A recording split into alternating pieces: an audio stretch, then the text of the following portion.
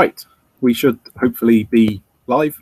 If anyone in the channel can see this, say so. Or if you can't see it, I guess you won't say anything. Basically, the idea with this session is we're going to look at game development for Ubuntu phones, although most of what we're looking at can equally be applied to desktop Ubuntu things, and actually the game engines that we're looking at are very cross-platform, so can be used across a number of different mobile and desktop platforms. This is a show and tell session, so we'll have a few pretty demos, no boring slides or anything, and then a Q&A session at the end. If you've got any questions, ask them in the #ubuntu-uos-show and tell channel and prefix them with the word question. There's a little chat box under the video on the Summit page that you can use directly. Go have a look at both 2D and 3D game development. The engine that we're going to look at for 2D game development is Bacon 2D, which is a QML and Box 2D based engine. We're going to look at it in the context of a game that I wrote quite a while back called Splort, which is a little platform game. I originally wrote it using QML and Box 2D directly. Box 2D is a 2D physics engine. And actually, if you look back at the UOS from about a year ago, you can see me talking about it then. But since then, I've rewritten it to make use of Bacon 2D, which is a much more sort of complete game engine. It offers a lot of convenience on top of QML and Box 2D. So you get extra things like parallax scrolling, you get viewports, so you can define a whole scene and then move your viewport around within that scene for, say, if you want character-centered movement. It has this system of behaviors, so you can attach different scripts to different entities, all these handy things that make life a lot easier, basically. So I'm going to hopefully load up a video now. I think we're going to have to do it via the screen sharing. Here we go. Right, that's,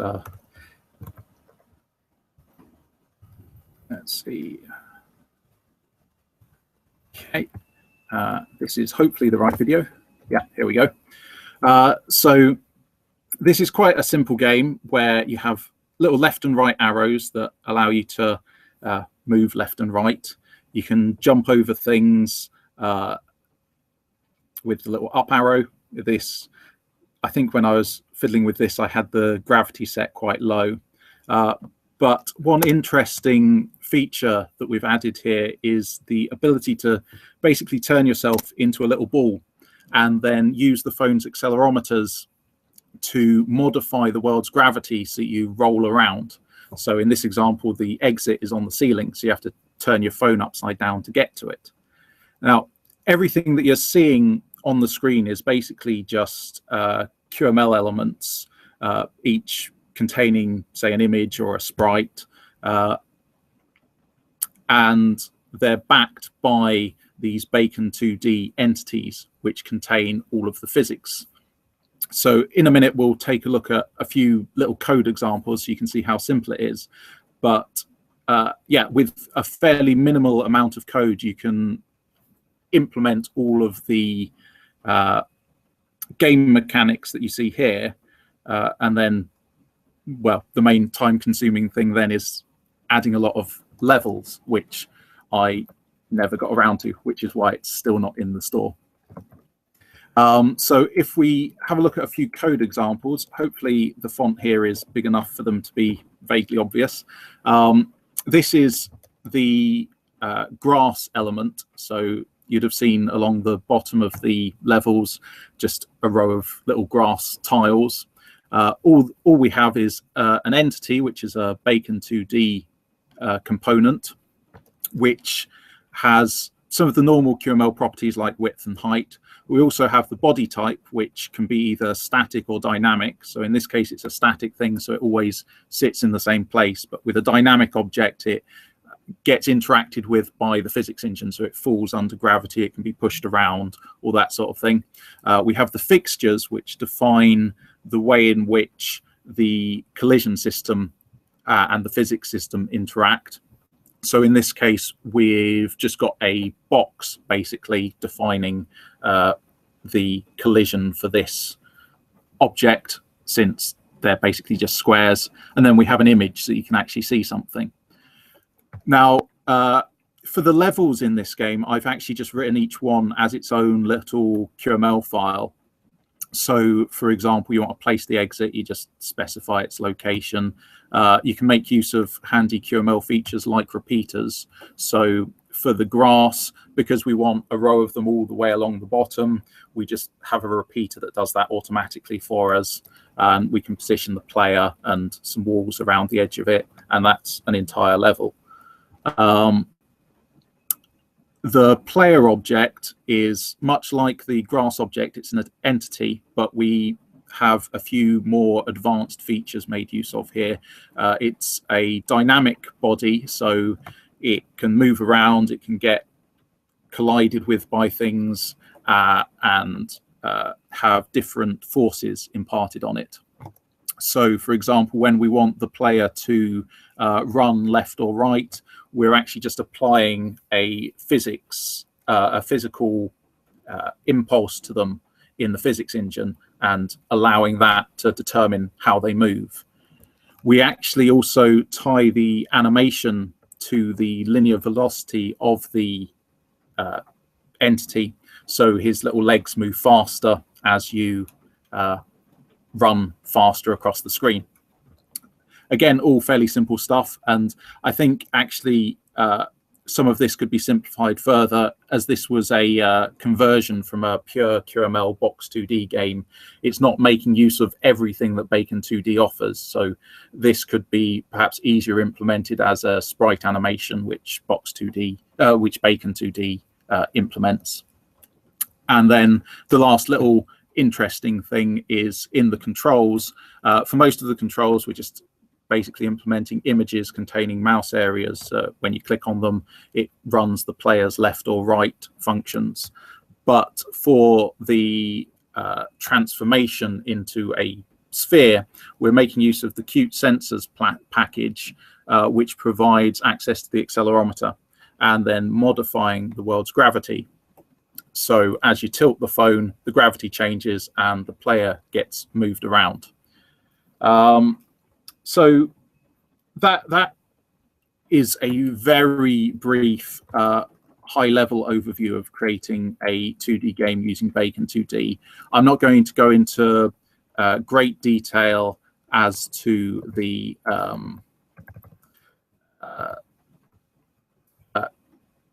API of Bacon 2D or anything, but we can cover any questions later as well, if there are specifics that you're interested in.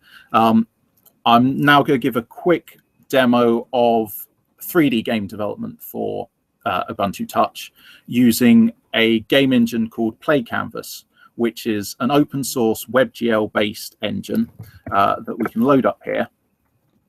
And it actually provides a web-based editor, which is quite handy. So if we load up the editor, you'll see the sorts of things it offers that can make life a lot easier when developing games.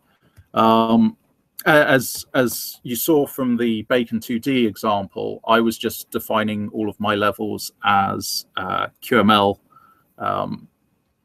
directly. I believe that Ken Van Dyne has a branch in progress to provide support for Tile D, which would allow you to use the Tile D editor for creating levels for Bacon 2D to add some extra graphical editing support. But PlayCanvas already has a lot of that and quite advanced stuff too. So within the browser, we have this 3D view of our scene. We can interact with objects within it. We can move them around. We can put them in different places. We can attach animations to them. We can add, say, if we want to add a new model to the world, we can do so, then move it somewhere. If we look at the player object, we can see that we have different ways of defining how the collision occurs. So here we're using capsule collision because that mostly covers the sort of shape of this model, while still allowing for fairly fast collision detection. Similar to Bacon 2D, we have different body types, so you can have a static body like these platforms that just sit here all the time, or something dynamic like the player. You can also attach scripts to different entities. This is much like Bacon 2D's behavior system, which I didn't go into in detail, but I'll go into this one a bit more, and hopefully that'll cover it a bit. Which basically, the scripts for PlayCanvas are all JavaScript, so nothing too complicated. But one very handy thing is that you can specify various properties and attributes for a script that can then be edited directly within the graphical editor. So with this player character controller script, if we actually load that up, you'll see the first thing, I'll just see if I can increase the zoom on this a bit. The first thing it does is set up these attributes for move impulse, jump impulse, etc., which are then made use of later on within the script, but which we can edit graphically within the editor here with these sliders. So we can fine tune the behavior of a script quite quickly and easily. This, as I think I mentioned, is one of the PlayCanvas examples. We made a few slight changes to it to allow for touch input, but it's all fairly simple stuff, just detecting whether the user's touching the left or right of the screen, and then performing the left or right movements appropriately as if they were pressing a keyboard key.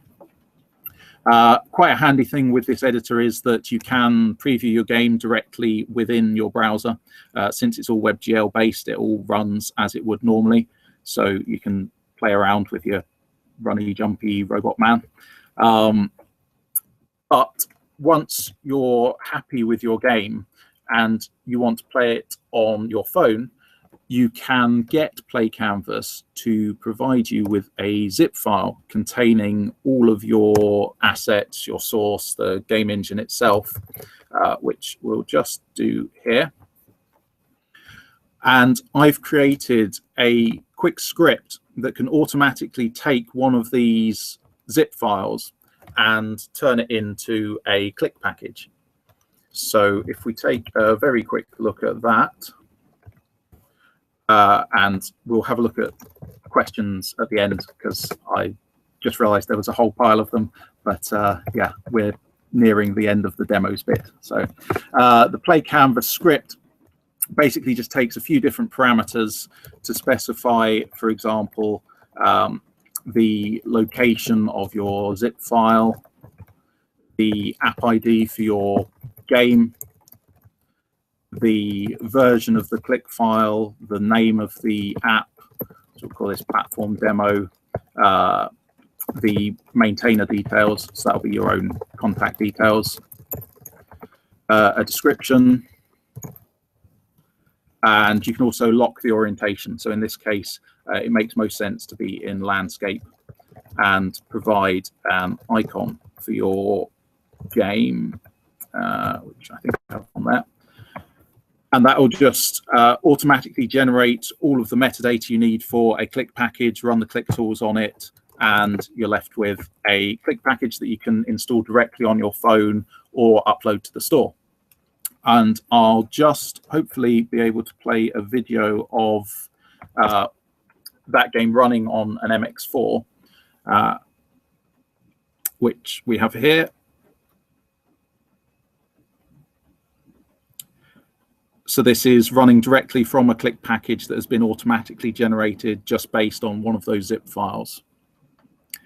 One little trick that we're doing here is we actually render a slightly smaller canvas a WebGL canvas and then scale it up to the size of the screen, rather than rendering at the MX4's native resolution, because the MX4 has, I think it's like 1920 by 1150 something, so slightly above 1080p, which is quite a high resolution for a phone, especially when you're rendering OpenGL things. So by rendering to a slightly smaller context and then scaling up, we get better performance. It gets a bit jerky if you're rendering at such a high resolution with WebGL context on the phone. But yeah, that's basically, I think, all of the demo. There's links to both PlayCanvas and Bacon 2D in the Etherpad, as well as the PlayCanvas to click script. I will just take us out of screen sharing mode. Hopefully those videos worked.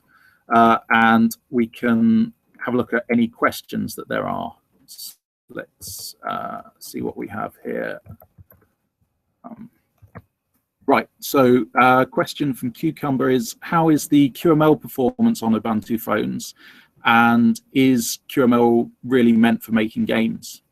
Well, QML, I would say it really depends on what you're wanting to do with it, but certainly for 2D games, QML performance is very good, and you can do a lot of quite advanced things with it. You can apply various different shaders to your environment to get very advanced effects while still maintaining good performance. I've seen, I think, some of the Box 2D demos with QML produce a few hundred QML elements and have them all colliding under physics while still retaining quite smooth behavior. So certainly for the sort of case of writing mobile games, it's perfectly adequate. Let's see, question, are you using timers as loops? Let's see, there's, I think in the example I showed, it is using a timer for the animation of the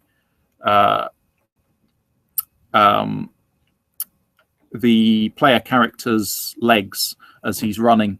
And what we're doing there is we're actually modifying the timer interval based on the character's linear velocity. So you get that nice effect of his legs speeding up as he's running along. But I think a better implementation for that would be to actually use Bacon 2D's native sprite animation component, which I think you could then just modify the interval on that directly. Another question is, why are you using gedit instead of Qt? I would normally be using the Qt Creator. I just wanted something that I could easily show a lot of large text on. I was going mainly for visibility on the stream rather than ease of development. How is the performance of HTML5 on Ubuntu phones, and how is it compared to QML? I'm not sure what sort of direct comparison you could do there. I mean, most of the stuff with HTML5 on Ubuntu phones that I've been looking at has been WebGL based. You certainly do, I think, get better performance with native OpenGL stuff at the moment still, but it's obviously acceptable performance for WebGL for a game.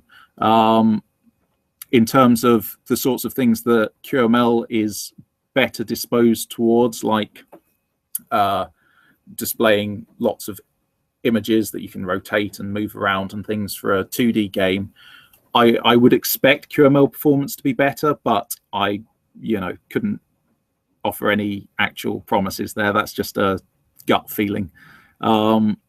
Any demos of C, C++, OpenGL?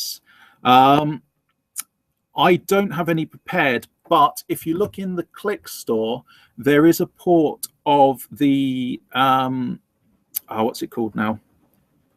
Is it Tux Racer? The little game in which you can slide down a snowy hill as a penguin, which works very nicely on the phones, and again has been modified to use the accelerometers for input. So yeah, you can grab that from the store to have a play with a fully native application using OpenGLES directly rather than WebGL. Right, that is, I think, all of the questions so far.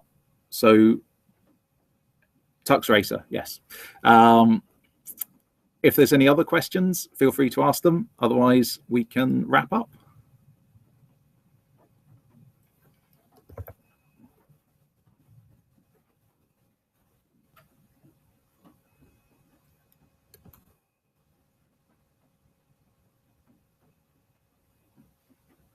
And I'm not sure how the performance for the videos would have come across with the Hangout screen sharing. So I'll also add links to a couple of YouTube videos to the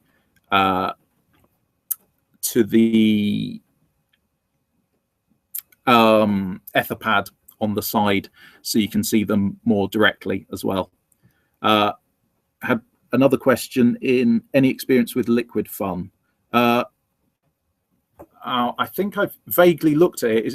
If I'm right, is it a 2D engine that offers some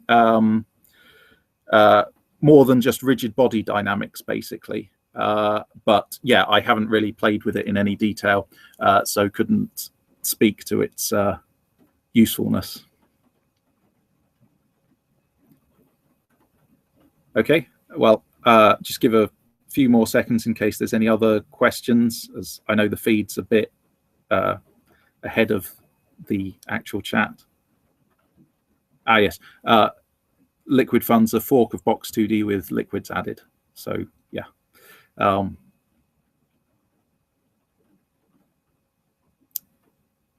Yeah, I would guess that if it's a fork of Box 2D, it would be possible to maybe integrate into Bacon 2D, but Ken Van Dyne might be able to speak better to that.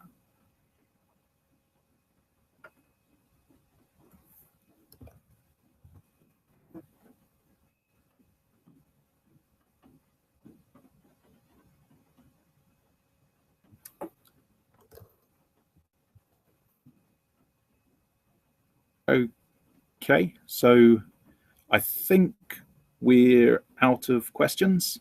Thanks for dropping by for the session. If you've got any further questions afterwards, do feel free to contact me directly.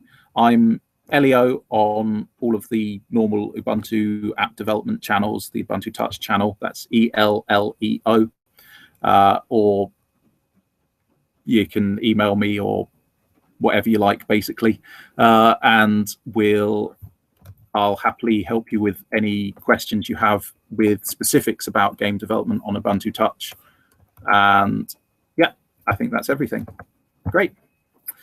Bye.